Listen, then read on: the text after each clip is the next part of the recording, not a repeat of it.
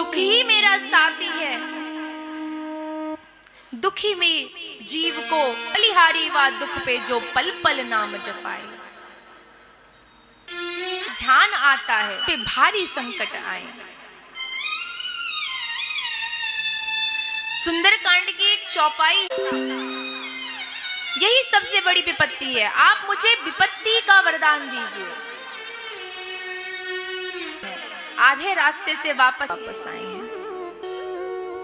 सुभद्रा अर्जुन से किसी के लिए वापस, इतने दिनों से युद्ध चल रहा है, कौरव मारे जा रहे हैं, परंतु उन पांडवों में से के युद्ध में मेरे हाथों एक पांडव मारा जाएगा। अब ये बात तो सभी जानते थे कि भीष्म पितामह ने प्रतिज्ञा ली है, तो वो उस प्रतिज्ञा को पूरा भी करेंगे। क्या किया जाए? भगवान श्री कृष्ण, रात्रि का समय है, भगवान श्री कृष्ण ने द्रौपदी जी से कहा कि जरा भी आवाज मत करना और भीष्म पितामह के शिविर में जा करके उनके चरणों का स्पर्श करना, केवल स्पर्श करना, लेकिन अपने मुख से कुछ कहना नहीं। यह रात्रि का समय है, कौरवों का शिविर और पांडवों का शिविर, दोनों का शिविर अलग अलग होता है। पांडवों के शिविर में पांडवों की बहू उत्तरा और द्रौपदी जी जाया करती थी, और कौरवों के शिविर में दुर्योधन की पत्नी भानुमति।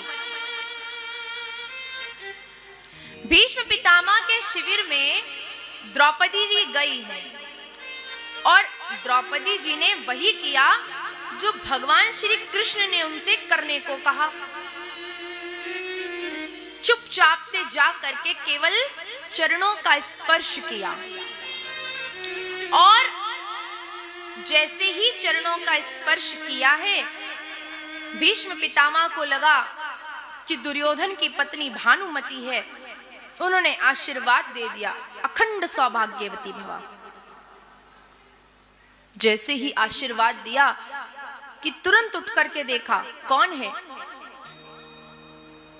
तो यहां सामने तो द्रौपदी जी खड़ी हैं। बाहर निकल करके आए हैं और आकर के देखा कि भगवान कृष्ण वहीं खड़े हैं, हाथ बांध करके। अब बताइए, प्रतिज्ञा बड़ी है या जो आपने वचन दिया था, जो आपने आशीर्वाद दिया है, वो बड़ा है? भीष्म पितामह ने कहा, कृष्ण, मैं ये अच्छे से जान गया था कि ये सब तुम्हारा किया धरा है। प्रतिज्ञा तो तब बड़ी जब मैं जीवित रहूंगा। कल अर्जुन से कहना, शिखंडी को सामने रख करके मुझ पर बाण छोड़ दे, मैं अब जीवित नहीं रहना चाहता।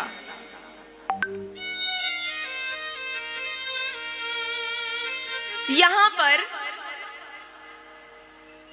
भीष्म पितामह ने कहा, लेकिन कृष्ण, तुम्हें मुझे एक वचन देना होगा। कौन सा वचन? कैसा वचन? बोले, मेरे अंतिम समय में तुम मेरे साथ रहोगे, मेरे पास रहोगे। भगवान ने कहा, ठीक है भीष्म, मैं तुम्हारे अंतिम समय में तुम्हारे साथ रहूंगा, तुम्हारे पास रहूंगा। ये बिल्कुल सत्य बात है कि संसार में जितनी भी चीजें हैं, जितने भी भोग हम भोग रहे हैं, ये सब आते जाते रहेंगे, लेकिन अंतिम समय में यदि हमारे मुख से परमात्मा का नाम निकल गया उससे बड़ा कुछ नहीं है। फिर तो भगवान का धाम ही प्राप्त होगा।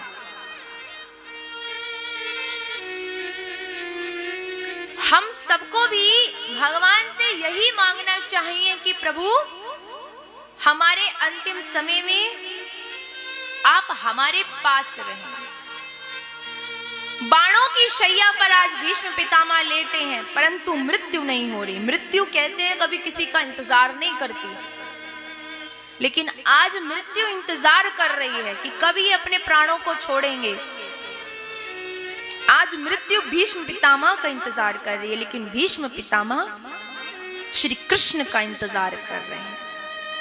जब तक वो कन्हैया नहीं आएगा, वो कृष्ण नहीं आएगा, तब तक मैं प्राणों को नहीं छोड़ूंगा। हम सबको भी भगवान से यही कहना चाहिए कि सांस देना प्रभु इतनी तो कम से कम, सांस देना प्रभु इतनी तो कम से कम, तुमसे मिलने से पहले ना निकले ये दम।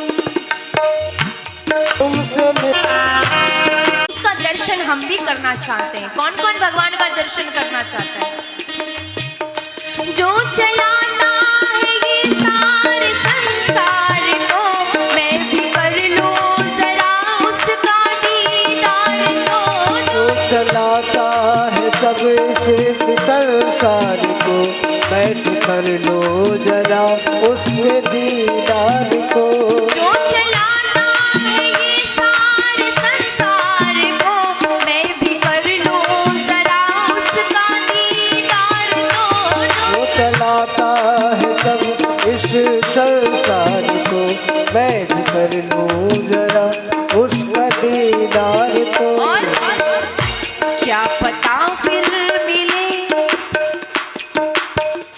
क्या पता फिर मिले ना मिले ये जन्म। क्या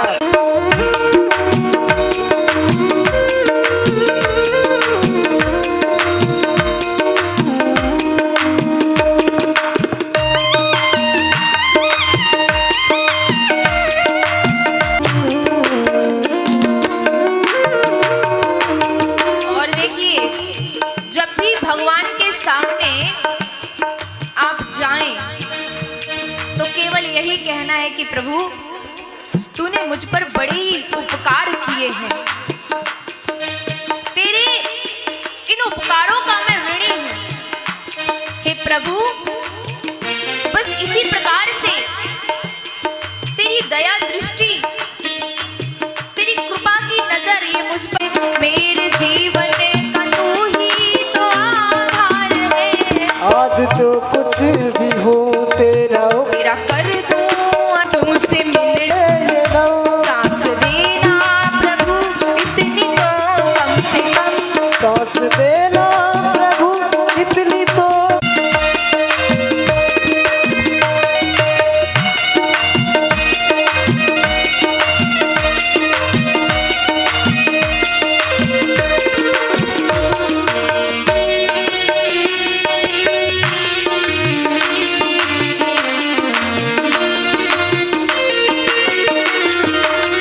और भक्त भगवान से क्या कह रहा है? जब हम गर्भ से बाहर नहीं निकलते तब तक हम भगवान को कहते हैं कि प्रभु बस इस बार बाहर आने का भगवान ने हमें किस लिए धरती पर भेजा है, उस उद्देश्य को हमें याद करना है। जितनी सेवा तेरी करनी थी ना करी, मुंह दिखाने के अब तो मैं काबिल नहीं। जितनी सेवा तेरी करनी थी ना करी, मुँह दिखाने के मैं अब तो काबिल नहीं। जितनी सेवा तेरी करनी थी ना करी, मुंह दिखाने के अब तो मैं काबिल नहीं। जितनी सेवा तेरी करनी थी ना करी, मुँह दिखाने के मैं अब तो काबिल और नहीं। फिर भी मुझको यकीन, ओ फिर भी मुझको यकीन